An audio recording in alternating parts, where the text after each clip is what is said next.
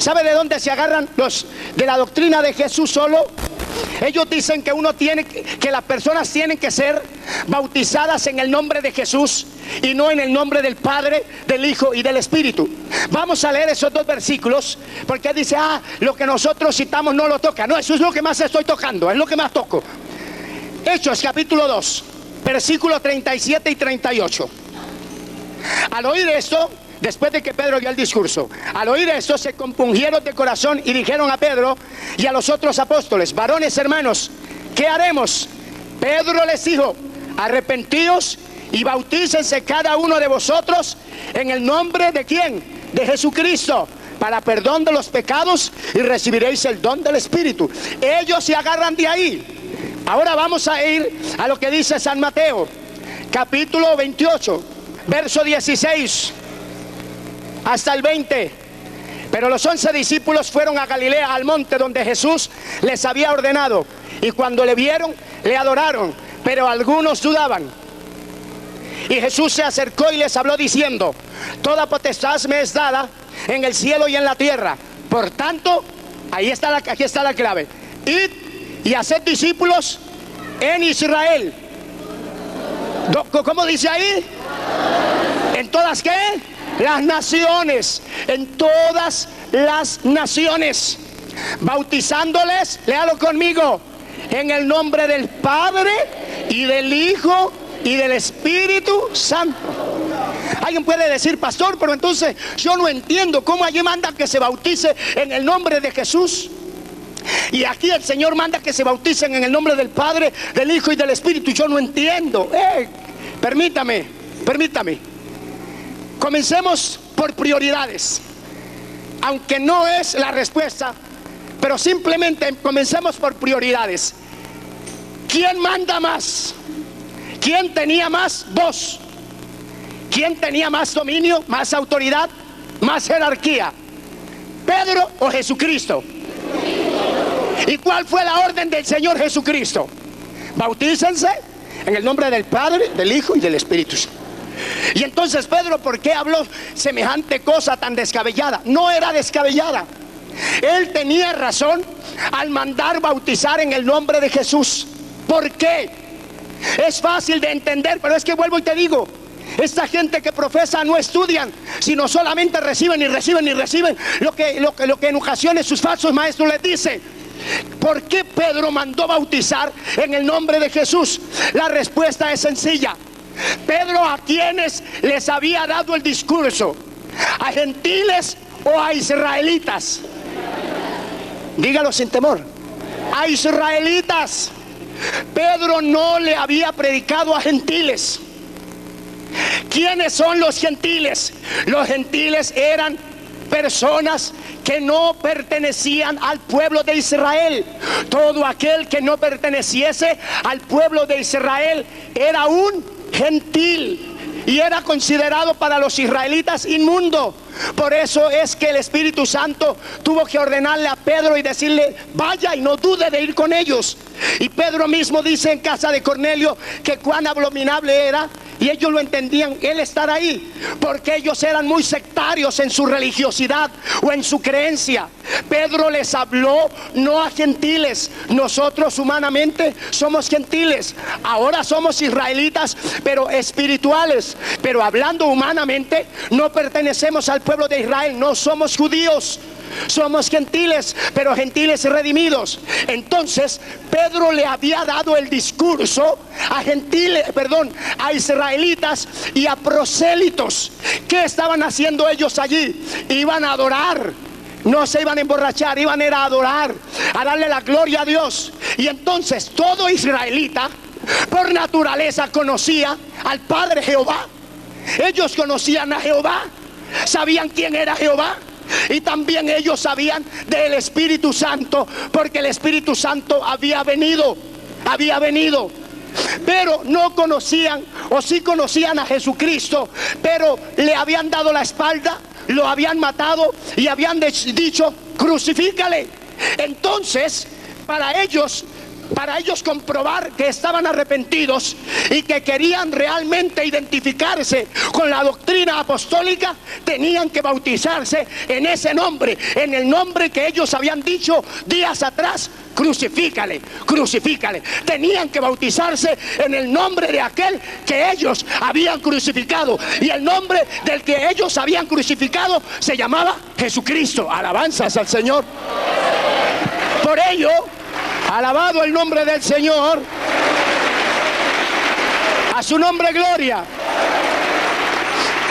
Por ello, Pedro no les dijo: bautícese en el nombre del Padre, del Hijo y del Espíritu. Dijo: en el nombre de Jesús, el que ustedes crucificaron. Y aceptaron ese nombre. Y luego les dijo: y recibiréis la llenura del Espíritu Santo. Ellos todavía no lo entendían. Por eso Pedro les dijo: bautícese, porque le hablaba a judíos y no le hablaba a gentiles. Pero el Señor Jesucristo aquí dice: por tanto, id y haced discípulos. ¿A dónde? A todas las naciones. O sea, salgan de Israel, fuera de Israel, vayan, hagan discípulos, y cuando ellos se conviertan, bautícelos en el nombre del Padre, del Hijo y del Espíritu Santo. ¿Por qué los mandaba a bautizar? Porque los gentiles por naturaleza éramos paganos, adorábamos imágenes, adorábamos muchas otras cosas, pero ni conocíamos al Padre, ni conocíamos al Hijo, y ni conocíamos al Espíritu Santo. Y cuando nos convertimos, entonces lo entendimos al Padre, comprendimos al Hijo y fuimos llenos del Espíritu Santo. Aleluya.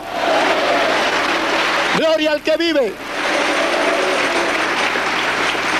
A su nombre gloria. ¿Ve? ¿Entendió ahora sí lo del bautismo? Pero ellos saben que todo lo que le dicen: no, es el nombre de Jesús. Pero piense un poco, medio cabezón, escudriñe, no come entero. Bendito sea Dios.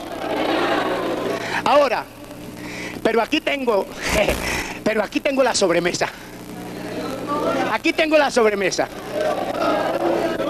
Si Jesús es solo, vaya listando el libro de Apocalipsis capítulo 5. Yo sé que si muchos de ellos no ven, los que son sinceros tienen el televisor prendido. Los otros ya lo apagaron porque les da miedo oír esto. Si Jesús es solo, oye bien, si Jesús es solo, entonces, ¿quién es el Cordero? ¿Y quién es el que está sentado en el trono de Apocalipsis 5? Voy a leérselo. Esto es una pequeña cachetada para aquellos que dicen que Jesús es solo. Mírelo.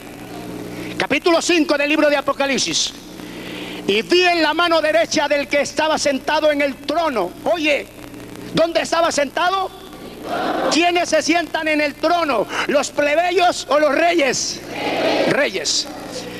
Y vi en la mano derecha del que estaba sentado en el trono un libro escrito por dentro y por fuera, sellado con 7 sellos. Y vi un ángel fuerte que pregonaba a gran voz: ¿quién es digno de abrir el libro y de desatar sus sellos? Y ninguno, oye bien esto, ni en el cielo, ni en la tierra, ni debajo de la tierra, podía abrir el libro ni aún mirarlo. Lloraba yo mucho, dice Juan, porque no se había hallado a ninguno digno de abrir el libro, ni de leerlo, ni de mirarlo. Y uno de los ancianos me dijo: no llores, he aquí el león de la tribu de Judá, la raíz de David, ha vencido para abrir el libro y desatar sus 7 sellos.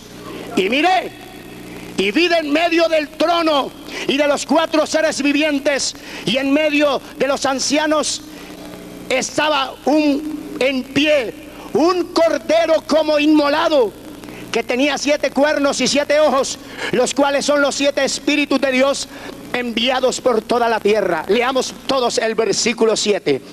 Y vino y tomó el libro de la mano derecha del que estaba sentado en el trono. Aleluya. Aleluya, aleluya, aleluya, aleluya. Pregunto si Jesús es solo. ¿Quién estaba en el trono? ¿Quién era el Cordero? Y algunos herejes se atreven a decir que el que estaba en el trono era uno de los ancianos. ¡Ay, cabeza grande! Si la Biblia hace claridad que no había nadie digno, ni en el cielo, ni en la tierra, ni debajo de la tierra, ¿cómo podía ser uno de los ancianos? Y ningún anciano podía sentarse en ese trono. ¿Y por qué? Porque el que tenía el libro tenía que tener autoridad para venir el Cordero, que tiene otra autoridad, y tomar de la mano derecha. Concluimos que el que estaba en el trono no es otro que el Padre. Alabanzas al Señor. Y que el Cordero, más claro no se puede hablar, es la persona inmaculada de nuestro Señor Jesucristo. Mira, hermano, es que un abismo llama a otro abismo. Estas personas que hablan del solo Jesús se han dividido varias veces. Y sabe, muchos de ellos han cambiado de doctrina. Muchos de ellos han tenido divisiones ya. Y no hablamos divisiones que se dividió pero siguió con la misma doctrina. Divisiones doctrinales. Los unos que se dividieron ya medio creen en el Padre, les falta algo para el Espíritu. Porque hay dudas. ¿Y por qué hay dudas? ¿Por qué hay incertidumbres? Sencillamente porque se han salido de la palabra. ¿Cómo puede uno salirse de una palabra que nos habla tan claro, tan sencillo, de una palabra que no se equivoca? Creer que solo es Jesús. Yo concluyo algo, que Dios en su palabra tiene la verdad, y que Dios no es, que el Señor no es Jesús solo, que hay un Padre, que hay un Hijo y que hay un Espíritu Santo. Aleluya. Alabanzas al Señor. Muchos de ellos tienen la osadía de decir, la osadía, para vergüenza de ellos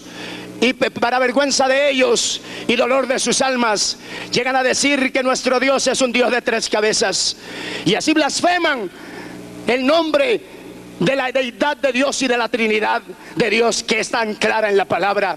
¿Y por qué no concluimos ya de sobremesa? ¿Por qué no concluimos ya de postre con este versículo tan claro? Y ahí concluimos que Jesús no es solo, sino que Dios es un Dios trino. Primera de Juan, capítulo 5 y el versículo 7.